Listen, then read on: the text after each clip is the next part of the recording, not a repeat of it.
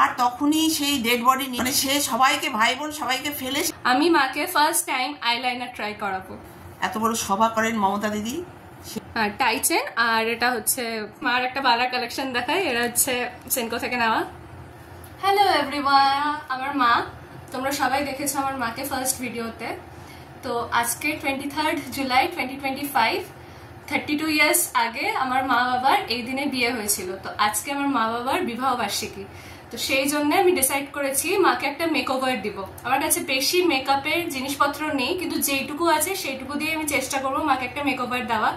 মা যে শাড়িটা পরে আছে সেটা মার বিয়ের শাড়ি, মাকে অনেক জোর জবরদস্তি করে পরিয়েছি মার বিয়ের শাড়িটাই।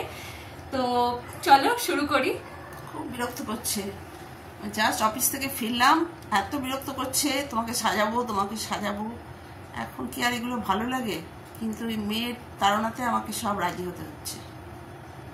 এই দিনে তো একটু ভালোভাবে না সাজলে হয়? তোমরাই বলো, যতই বয়স হোক বা যতই যাই হোক এই দিনে তো একটু ভালোভাবে সাজতে হয়। চশমাটা খোলো।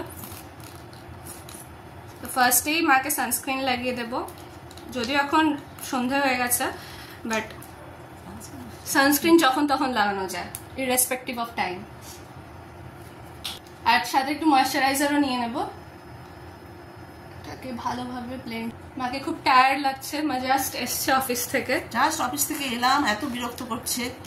ওর এত ইচ্ছে মাকে সাজাবো, একটা ভিডিও করব, সেই জন্য বাধ্য হয়ে আমি বসলাম। মানে পেশেন্স নেই এখন এগুলো করার, তবুও ওর কথা মতো আমাকে বাধ্য হয়ে বসতে হলো। কি করব, সন্তান। আমার কাছে ওদের খুশিটাই আমাদের খুশি।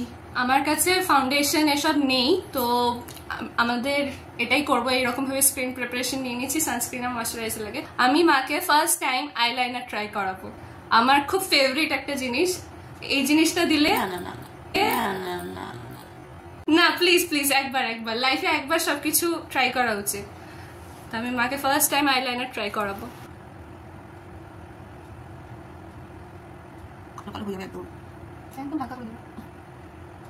একটা চোখে পরানো হয়ে গেছে। আইলাইনার পরালে না চোখটা খুব ব্রাইট লাগে দেখতে। আরেকটা চোখে পরিয়ে দেব। আমারটা তো আমি নিজেই পরি, এই প্রথম মার উপরেই ট্রাই করছি। আমি কারোর উপরে রাদার কোনোদিনও মেকআপও ট্রাই করিনি, সব এক্সপেরিমেন্ট মার উপরেই। মার স্পেশাল ডেতে মাকে একটা মিষ্টি মেকওভার দেওয়ার ট্রাই করব। খালি চোখে কিচ্ছু দেখতে পাচ্ছি না, আমি চশমাটা খুলে ফেলেছিস। আচ্ছা, চশমা পরে মা দেখবে, কিচ্ছু দেখতে পাচ্ছি। একবার পরে দেখো কেমন লাগছে। ঠিক আছে, চশমাতে লাইটের রিফ্লেকশন পড়ছে, বাট ভালো লাগছে। লিপস্টিক দিয়ে একটু গাল দুটো একটু লাল করে দেব।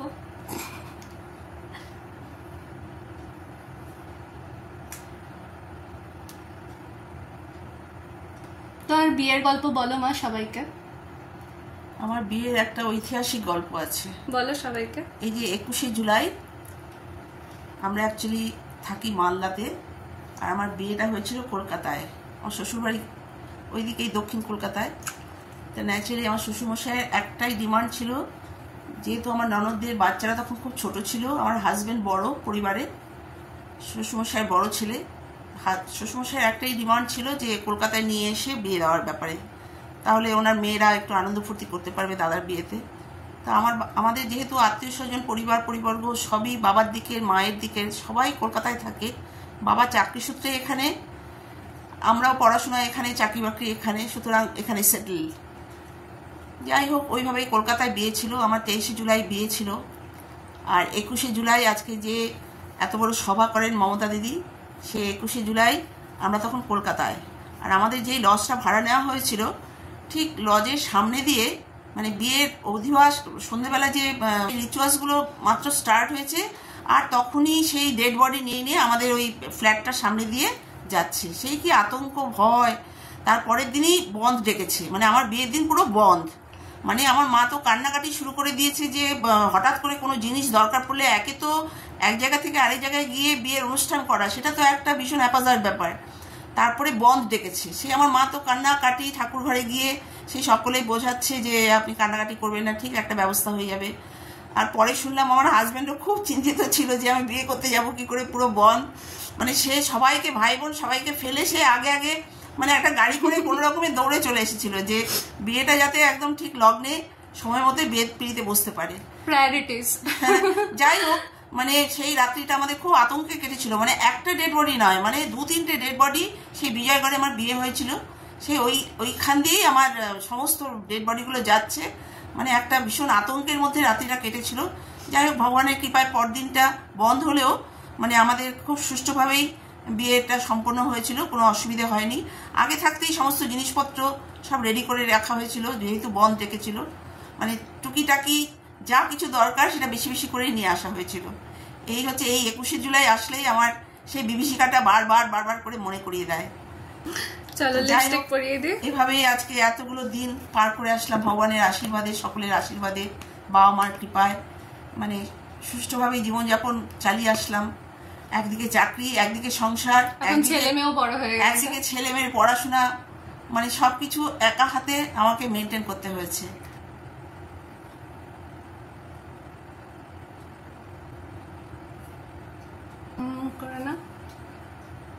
ঠিক আছে না, এখানে একটা পরিবারে মেয়ে দরকার।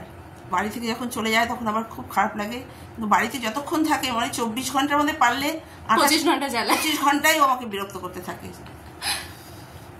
আচ্ছা মা, তোমার লাভ ম্যারেজ না অ্যারেঞ্জ ম্যারেজ? না, আমার অ্যারেঞ্জ ম্যারেজ, একদম পিওরলি অ্যারেঞ্জ ম্যারেজ। আমাদের নেগোসিয়েশন হয়েছিল পেপার দেখে। এখন তো ম্যাট্রিমনির সাইটগুলো এসছে, তখন আমাদের সময় এই ম্যাট্রিমনিয়াল সাইটগুলো ছিল না। তখন এই আনন্দবাজার পত্রিকাতে আমাদের বাড়ি থেকে দেওয়া হয়েছিল। তো আমার শ্বশুরবাড়ি থেকে ওরা রেসপন্স করেছিল। এভাবেই আমাদের বিয়ে। আমার হাজব্যান্ড যেহেতু এখানে মালদায় ঠিক নয়, মানে ফারাক্কায় চাকরি করতেন এনটিপিসিতে, যার জন্য আমাদের বাড়ি থেকেও চাইছিল যে মানে নিয়ারেস্ট মালদা যদি ছেলে হয় তাহলে খুব ভালো হয়। আমি চাকরিটা করার আমার মানে বরাবরই খুব চাকরিটা কন্টিনিউ করার ইচ্ছেটা ছিল বরাবরই। চাকরিটা মানে খুব কষ্ট করেই পাওয়া একটা। আমি একটা ফান ফ্যাক্ট বলি, আমার মা প্রাইভেটে জব করেছে, সেন্ট্রাল গভর্নমেন্টে জব করছে, স্টেট গভর্নমেন্টেও জব করেছে, মানে হ্যাটস অফ। তো যাই হোক, মুখের মেকআপ আর কিছু করবে না অবভিয়াসলি মা, এইটুকুই ঠিক আছে। খুব সুন্দর লাগছে দেখতে, আইলাইনার পরে এত সুন্দর লাগছে। আমি জানি না ক্যামেরায় বোঝা যাচ্ছে কিনা, বাট খুবই সুন্দর লাগছে। এবার চুলটা আর যা যা গয়না আছে সেগুলো পরাবো। আচ্ছা মা যতক্ষণ খুলছে ততক্ষণ তোমাদের দেখাই সেটটা। এই যে এটা হচ্ছে সেট, টাই চেন, আর এটা হচ্ছে রেগুলার ইউজের জন্য ছোট ছোট পরে থাকি। এগুলো খোলা আবার চেঞ্জ করা খুব টাফ ব্যাপার মনে হয় আমার কাছে। না, এই ওই দিকের কানেরটা তুমি পরো নিজে। মা সবুজ চুড়ি পরে আছে, শ্রাবণ মাস চলছে যেহেতু, আর কোইন্সিডেন্টালি খুব সুন্দরভাবে ম্যাচ করে গেছে।